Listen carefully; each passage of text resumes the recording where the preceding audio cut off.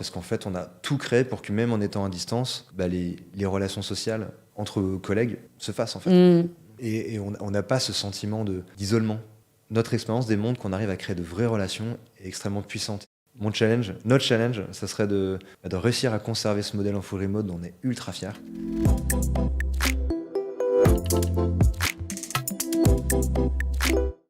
Celle-là, elle est super. Si tu étais une patate, comment souhaiterais-tu être cuisiné? Oula. Bon, écoute, franchement, déjà, j'aimerais pas être une patate. Ça m'inspire pas trop. Ah ouais. Et encore moins être cuisiné. Donc, ça va être ma réponse. Bon, je vais essayer de pas trop te cuisiner aujourd'hui.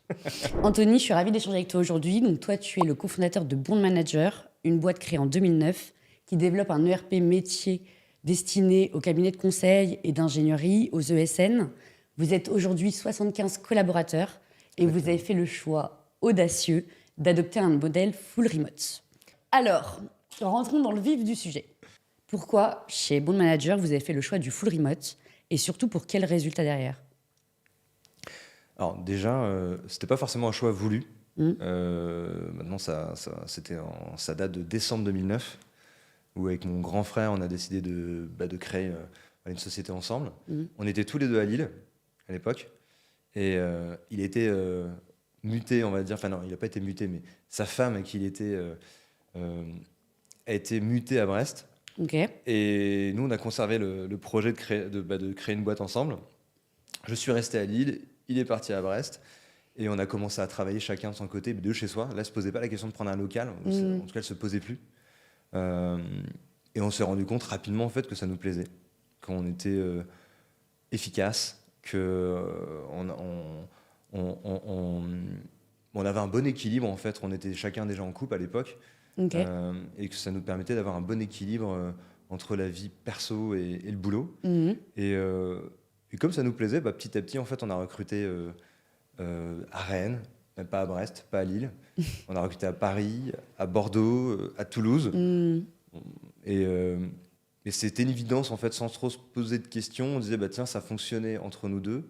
On va recruter maintenant au fur et à mesure des opportunités, mais sans forcément se dire on va créer une boîte, une société en full remote. Okay. C'est plus après on a évolué, qu'on arrive à certains caps, passer la dizaine, passer la quinzaine, passer la vingtaine, on a commencé à se poser la question peut-être un peu tard, mais dis donc, on va rester une boîte en full remote ou mais ça fonctionne, mais jusque quand? On avait un peu ce doute-là. Et ta question, c'était pour quel résultat? Tu l'as annoncé là en intro. Je pense voilà, aujourd'hui, ça fait 15 ans qu'on existe, enfin, bientôt 15 ans. On est 75 collaborateurs. On a réussi à faire une belle croissance toutes ces années. Là. Si on prend les 3 dernières années, on a plus de 30% de croissance. Donc ça montre que ça fonctionne. Félicitations. Merci. Ça montre que ça fonctionne. Là, on parle de chiffres économiques. Voilà, mais c'est parce que je pense que c'est ça qui aide à mesurer. Mais après, c'est dur de mesurer après du bien-être. Mais moi, j'ai envie de vous dire aussi, on mesure aussi un bien-être de nos collaborateurs, voilà, qui est subjectif, mais qui remonte énormément dans les témoignages qu'on peut avoir de leur part. On le sent chez nos clients, nos partenaires qui parlent de nous, où ils disent tiens, cette boîte, elle est inspirante. Le modèle qu'ils ont réussi à mettre en place, l'énergie qui ressort est vraiment sympa. Donc je pense que c'est ça qui peut démontrer peut-être le résultat sur le fait que ça fonctionne. Et par contre, en tout cas, j'ai pas du tout la prétention de dire que le full remote est mieux qu'un autre modèle.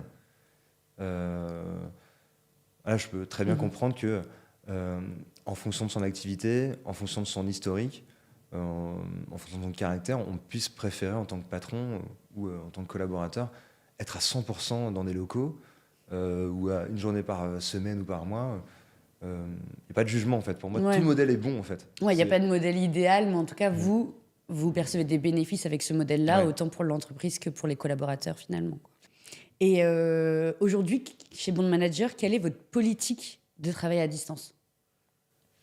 Alors politique, mais alors, je vais peut-être un peu essayer de lire entre les lignes. Je veux dire, quelles sont les règles? Voilà, en termes de flexibilité géographique, flexibilité horaire, davantage lié au travail à distance. Ok, ça marche. Alors déjà, c'est parce qu'on est en full remote qu'on est une société de nomade worker. où tout le monde peut travailler d'où il veut, quand il veut. C'est important. Il y a des règles. Alors, on a une grande ouverture. On était un peu en avance sur notre temps en étant une société en full remote dès 2009. Mais dès le début, on a mis des règles où déjà, il y a des horaires. C'est 9h midi, 14h, 18h. Tout le monde doit être présent sur ces plages horaires pour s'assurer qu'on puisse facilement se contacter. Cette règle, on n'y a jamais dérogé. La seconde, c'est on travaille de chez soi. Alors, on peut aussi travailler d'espace de coworking, mais on n'est pas en mode nomade worker où je peux partir à Biarritz, au Portugal, et sans même prévenir mon patron ou mes autres collaborateurs. C'est des choses qui peuvent se négocier, mais c'est du cas par cas. Et en tout cas, c'est pas une règle générale. C'est vraiment quelque chose. C'est pas le modèle qu'on a. Mais aujourd'hui, vos salariés sont libres d'habiter où ils souhaitent, où bon leur semble, sur le territoire français. Oui. Alors, on les recrute. Ils sont déjà dans une ville. Voilà, imaginons Toulouse. Potentiellement, on a le droit de pouvoir refuser qu'ils déménagent vers une ville qui pourrait commencer à devenir compliquée pour peut-être déjà le réseau, compliqué pour se retrouver lors de nos séminaires. On en parlera sûrement après.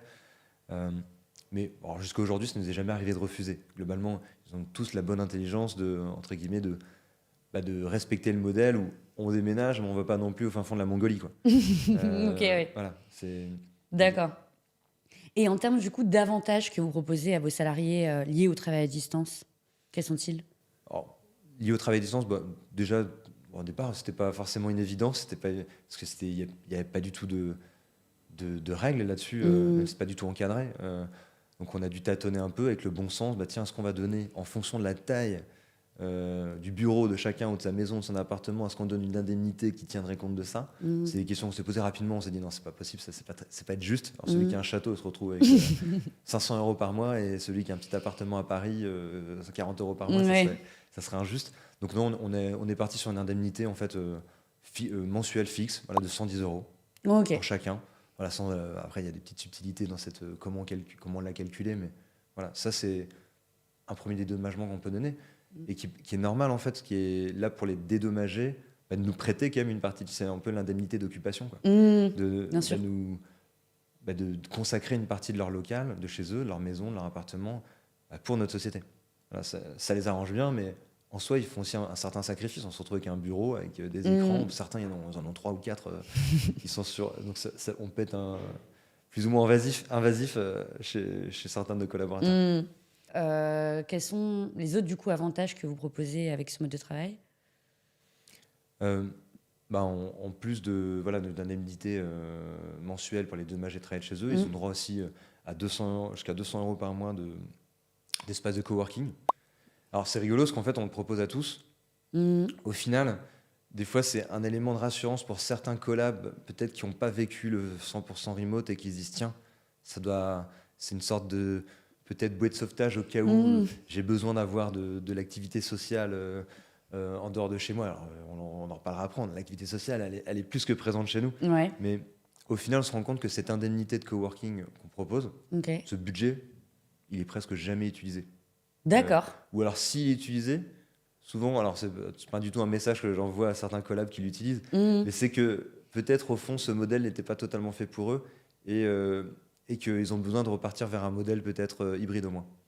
D'accord. Les personnes qui ont besoin vraiment d'être, on va dire, en espace de coworking, chez nous, c'est plus parce que derrière, tiens, il va y avoir les enfants qui vont être là pendant quelques jours, il va y avoir des invités de la famille, je ne sais quoi, et ça sera utile pour qu'ils puissent bien bosser. Mais c'est rarement des gens qui disent, tiens, j'ai besoin d'y aller 1 ou 2 fois par semaine pour que derrière, je me sente bien et je me sente pas isolé. Ok, oui, c'est plutôt ponctuel finalement. Parce qu'on a tout mis en place dans notre société pour qu'il y ait de la vie. Même D'ailleurs, justement, je voulais en parler puisque beaucoup de personnes pensent que le travail à distance, c'est un frein à la cohésion d'équipe, à la création de liens sociaux. Notamment, ça peut nuire à la culture d'entreprise. Et pourtant, chez Bond Manager, vous êtes réputé pour avoir une culture d'entreprise forte. Quelle est votre recette magique ? Déjà,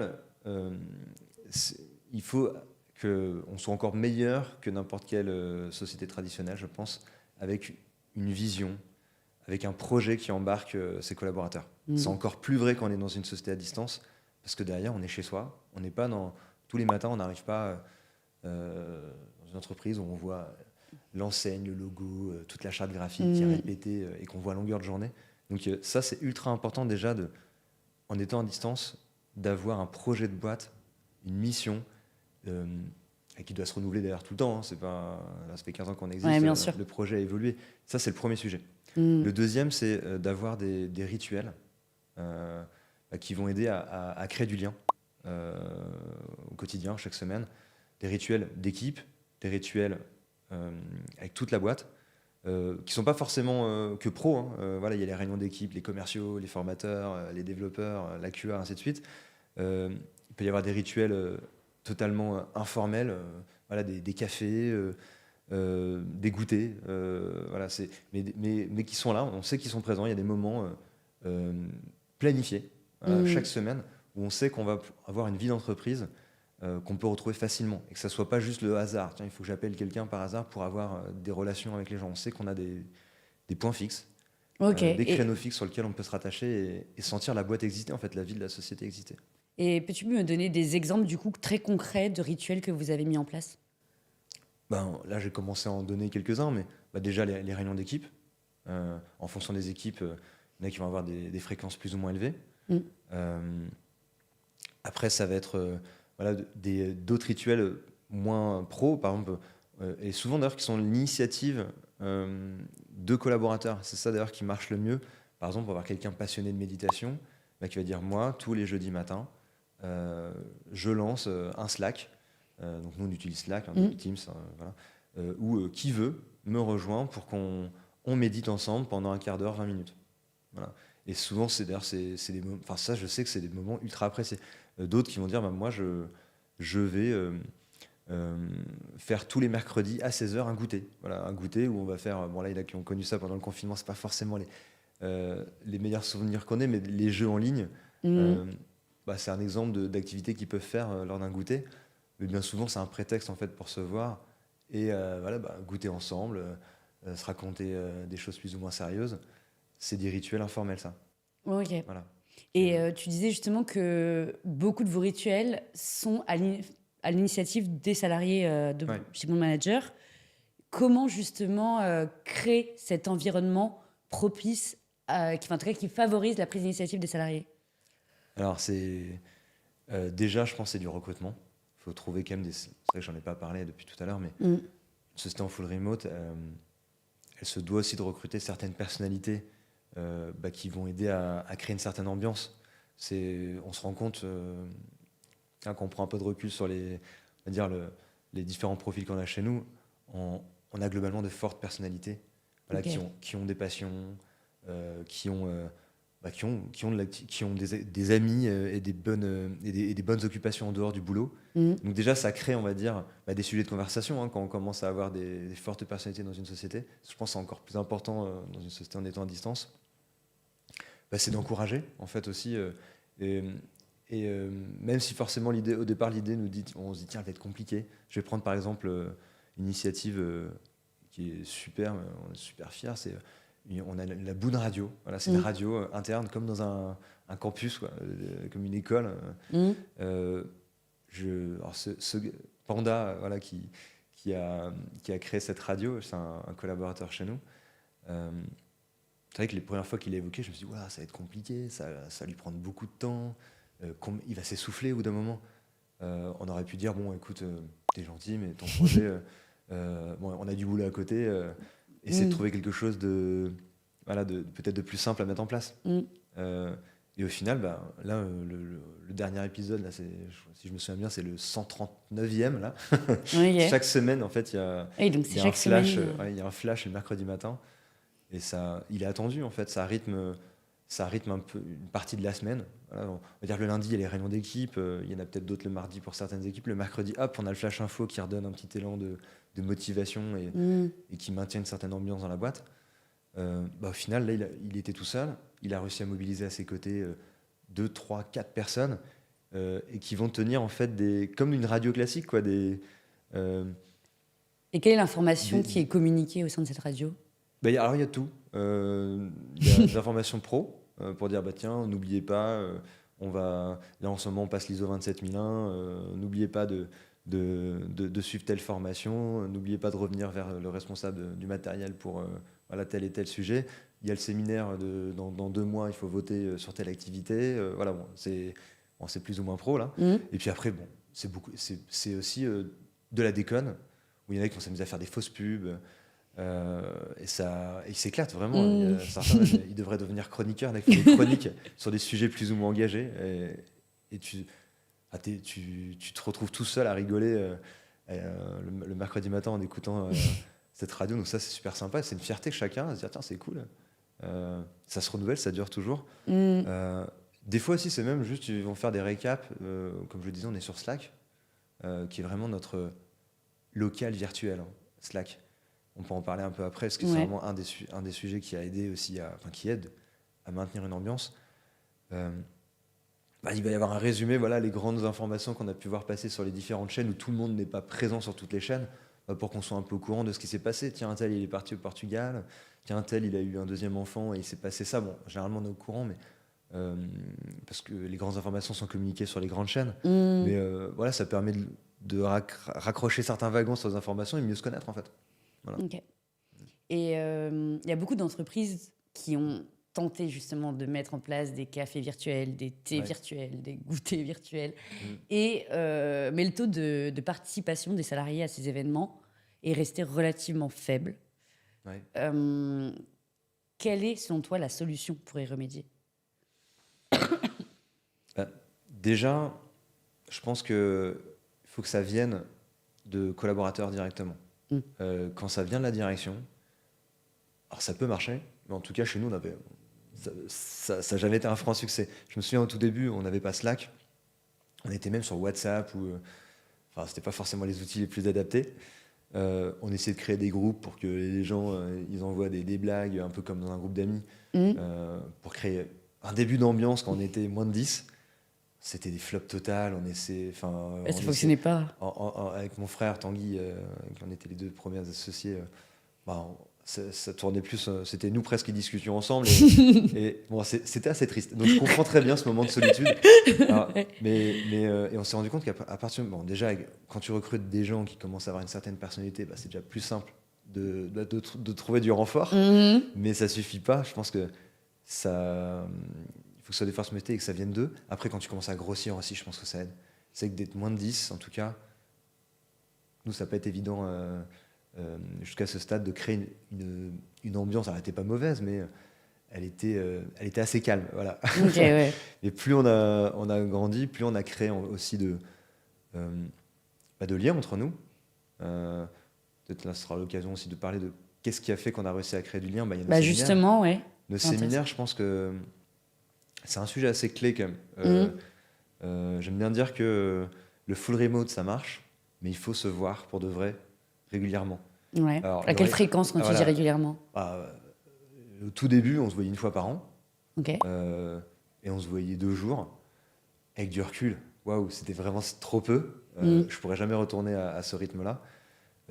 C'était fou. En plus, on n'était presque pas la webcam à l'époque. Il y avait moins de... on était moins outillés avec les outils qui ne permettaient pas d'utiliser autant la webcam. On découvrait que quelqu'un il avait des lunettes, qu'il avait de la barbe ou il avait plus de barbe. Quand on se retrouvait, c'est super triste là quand j'en parle de cette manière-là. Donc de se voir régulièrement, c'est quand même important. Donc la bonne fréquence, c'est un minimum déjà de 3 fois par an. Okay. Et quand on se voit 3 fois par an, à chaque fois, c'est sur des sessions de au moins 3 jours. Voilà, c'est souvent du mercredi au vendredi. Okay. Aujourd'hui, on est même plutôt passé à 4, parce qu'on fait 3 séminaires avec toute la boîte. Donc il y a toutes les équipes qui se retrouvent. Là, c'est 75 collaborateurs un peu disséminés partout. Une sacrée logistique d'ailleurs. Ouais, j'imagine bien. Et, voilà.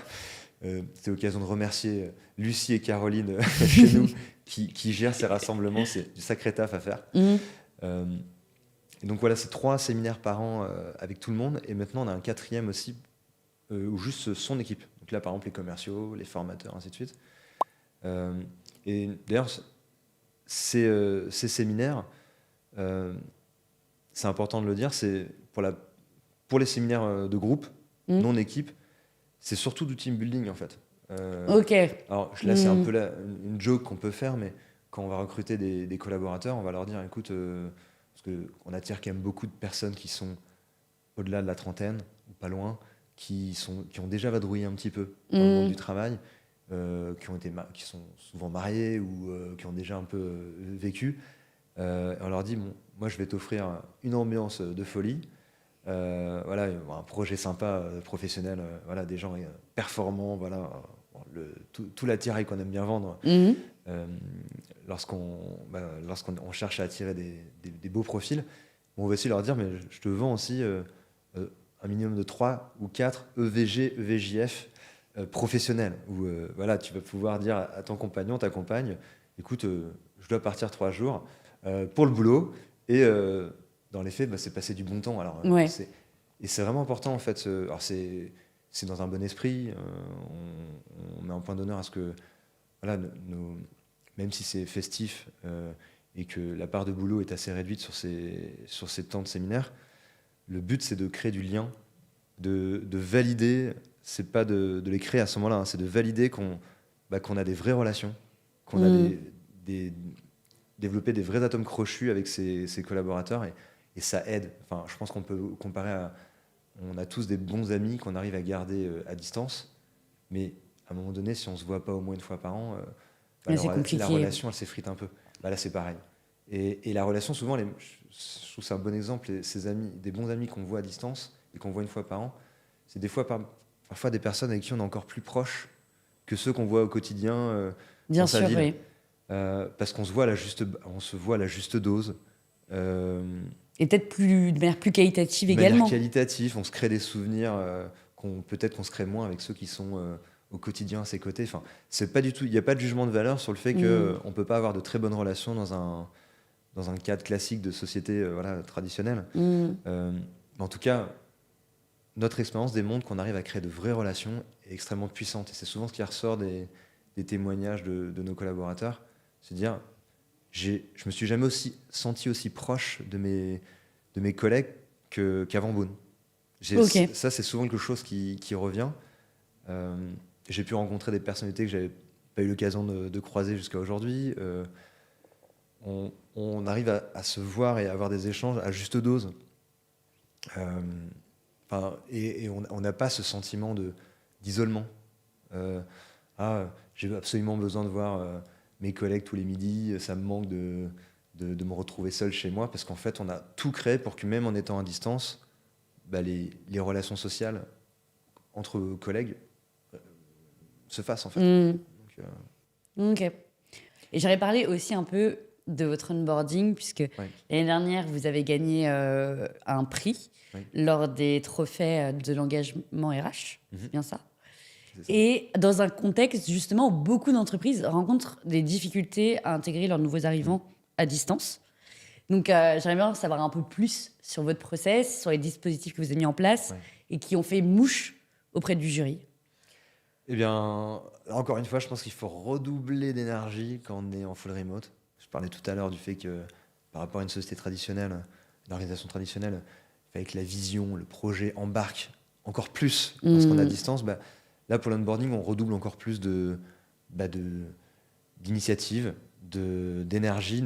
Là, par exemple, je vais donner des exemples de ce qu'on peut faire. Carrément. Quand on recrute un collaborateur, rapidement, on va déjà réussir à faire en sorte que, après qu'il ait été validé par un process classique comme toute société, chez nous, il y a d'ailleurs celui qui tient la Boone Radio. C'est lui Panda, qui a lancé cette initiative de dire tiens, on va définir un parrain ou une marraine. Alors c'est pas juste comme ça pris au pif, il va prendre le temps de regarder les entretiens qui ont pu être faits avec le recruteur. Par rapport à là où il est situé, il est à Toulouse, tiens, j'ai cette personne-là en plus qui habite à côté, qui habite pas loin, qui a peut-être, même s'il fait pas le même métier, d'ailleurs on s'arrange souvent que ce soit pas le même métier aussi, comme ça fait voir d'autres personnes, d'autres services, ça les aide à se mélanger. Mais je sens qu'il y aurait des atomes crochus, ça va l'aider à s'intégrer. Cette personne-là, une fois qu'elle est désignée, parrain ou marraine, elle va prendre la peine de rentrer en contact avec le futur collaborateur si jamais ils ont la chance d'être dans la même ville, c'est pas toujours possible, hein, on recrute pas toujours des gens où il y a des collaborateurs, bah, ils vont pouvoir se faire un restaurant, boire un verre ensemble, ou au pire, le faire à distance. Voilà. Ok. Définir des mentors, ça c'est aussi important, mais ça c'est comme toute organisation aussi, mais on met un bon briefing auprès des mentors pour que derrière, avant même d'arriver, ils aient déjà une feuille de route sur qu'est-ce qui les attend dans leur première journée, leur première semaine.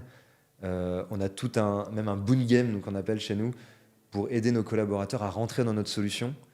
Pour bien C'est quoi comprendre. exactement? Ils vont avoir un jeu en fait avec des semaines types à faire où ils vont devoir se mettre dans la peau d'un recruteur, dans la peau d'un commercial, dans la peau d'un directeur d'agence. Pour découvrir toute la structure en fait de Exactement. la boîte. Voilà, bon, on a tout. Voilà, ça c'est un exemple de tâche qu'on a pour aider les gens à s'intégrer. Bon là, c'est comprendre notre outil parce qu'on est éditeur d'un outil.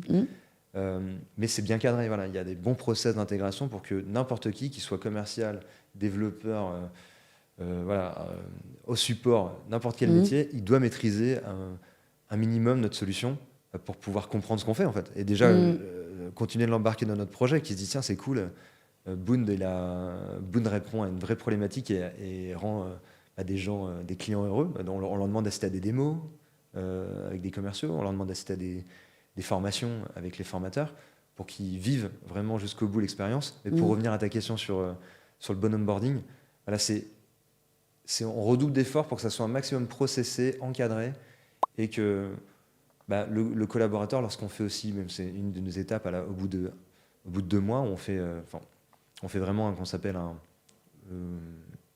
prise de feedback, voilà, sur un débrief sur comment ça s'est passé pour qu'on continue à s'améliorer. D'ailleurs, les débriefs, on adore ça. pour itérer. La collecte de feedback pour réussir à s'améliorer. Enfin, c'est toujours tu dois le ressentir, mais on a cette envie de toujours se remettre en question pour réussir à s'améliorer, faire de l'amélioration continue. Et lors de ces divers feedbacks qu'on récupère, on se rend compte qu'un des sujets qui est apprécié, qui fait qu'on est, je pense, pas trop mauvais, et j'espère qu'on le restera dans le bon onboarding, c'est d'être clair dans le process, d'avoir des objectifs aussi qui ont été bien définis par le mentor, des suivis réguliers, même par les patrons aussi. Enfin, il n'y a pas que le mentor, on essaie aussi de maintenir une grande proximité avec... moi, j'essaie d'avoir des calls réguliers avec tous les nouveaux. Ok. D'accord. Oui, donc lors de notre dernier échange, tu m'expliquais que vous avez beaucoup évolué dans votre manière de communiquer en asynchrone au fil de l'eau. Est-ce que tu peux m'en dire un peu plus ?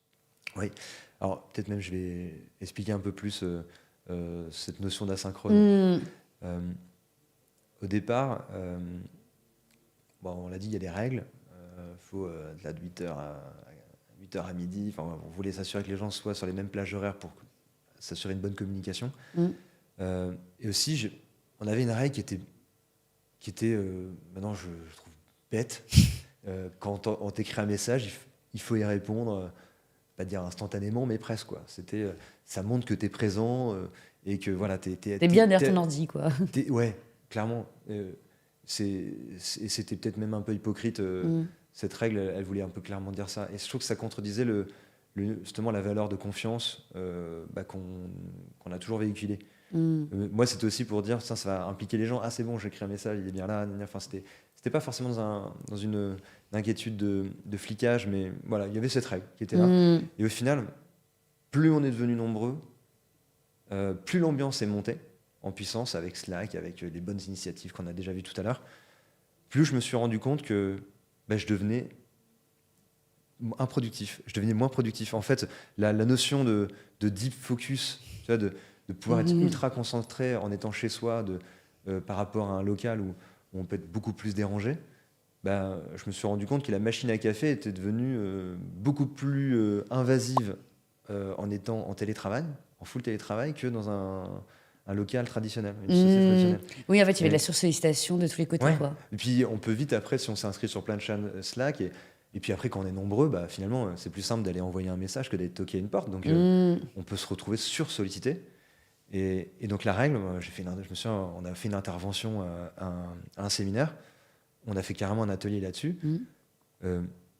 Qu'est-ce que vous pensez de cette règle et comment on pourrait la faire évoluer ? Bon, et au final, on s'est dit, fait, au final, c'est l'inverse. Celui qui répond au tac à tout, c'est plutôt même quelque chose qu'il faudrait plutôt pointer du doigt. Et comment ça se fait que tu réponds à tout, en fait? Ouais. Alors, il ne faut pas tomber dans l'extrême non plus. Alors, quelqu'un qui se trouve juste au moment où il peut répondre. Mais et ça, je pense que c'est vraiment quelque chose d'intéressant à prendre conscience que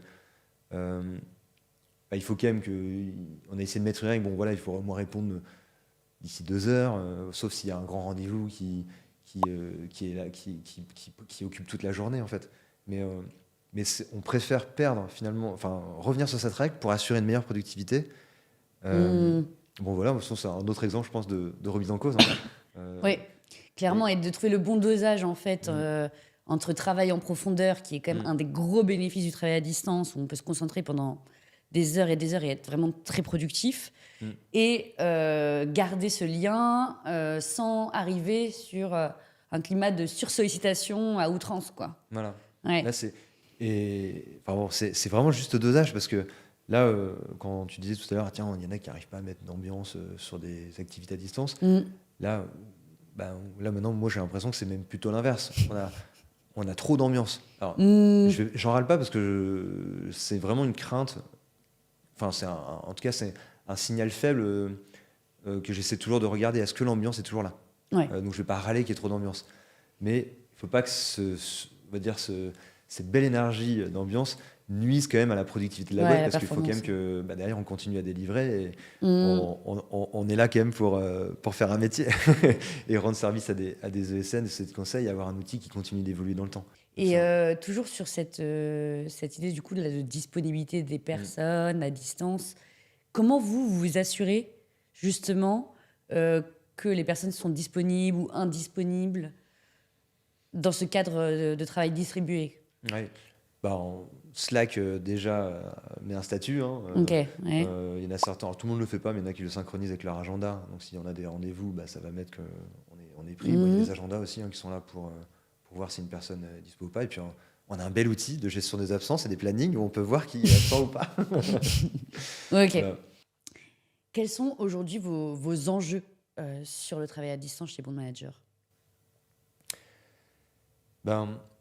Je pense que je vais être constant sur. Là, on a d'autres paliers à passer.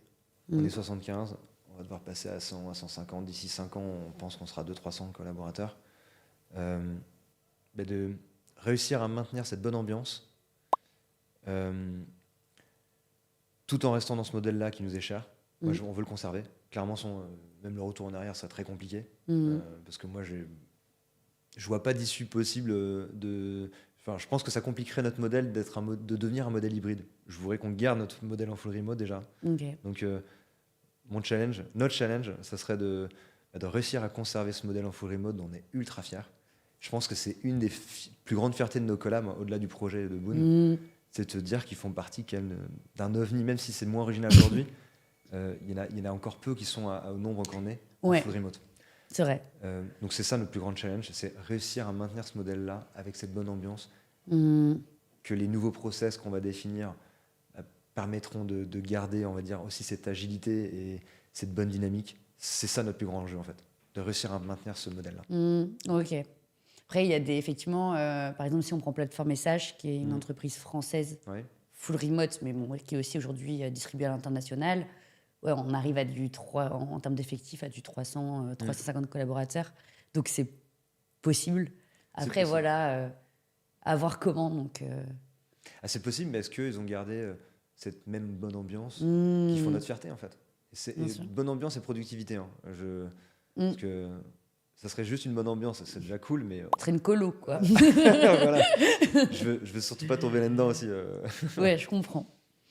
Et dernière question. Ouais. En tant que cofondateur d'une boîte full remote, quel conseil tu donnerais à une entreprise qui, demain, souhaite transiter vers ce mode de travail?